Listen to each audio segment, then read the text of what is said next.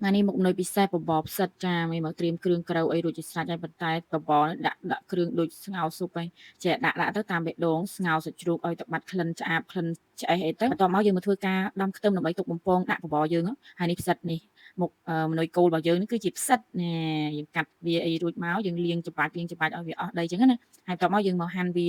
ដើម្បីកុំឲ្យយើងហូបទៅវានៅស្វិតកន្លែងចាស់កន្លែងអីចឹងយើងកាត់វាតឹងចឹងណាហើយចាក់ខ្លាញ់ឆាងកធ្វើបដាថតបដាអញ្ចឹងទៅអត់បានថតរៀបចំគ្រឿងផ្សំអីទេ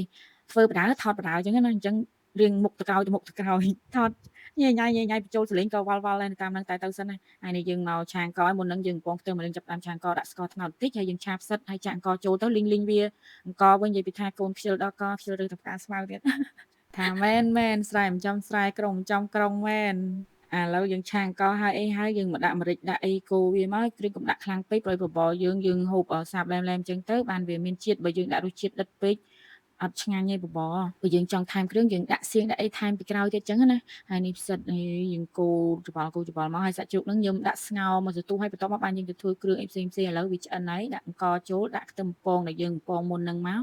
រួចជាការស្រេចហើយពេលហ្នឹងបានចែកផ្ទះអ្នកចិត្តខាងទៀតនិយាយថាបានហូបខ្លួនឯងមិនអស់ចិត្តទេចែកបងប្អូនហើយដើរប្រាប់គេថាឲ្យខ្ញុំផ្ញើផ្សិតមកពីស្រុកផ្សិតហ្នឹងឆ្ងាញ់ណាស់ហើយទៅពេលអ្នកខ្លះគាត់ស្គាល់អ្នកខ្លះគាត់អត់ស្គាល់អញ្ចឹងណាតែយកទៅឲ្យគាត់បានភ្លក់ទាំងអស់គ្នាអញ្ចឹងទៅភ្លក់ម្នាក់ឯងអត់អស់ចិត្តមើលតែមាត់ខ្ញុំអត់ដឹងហើយ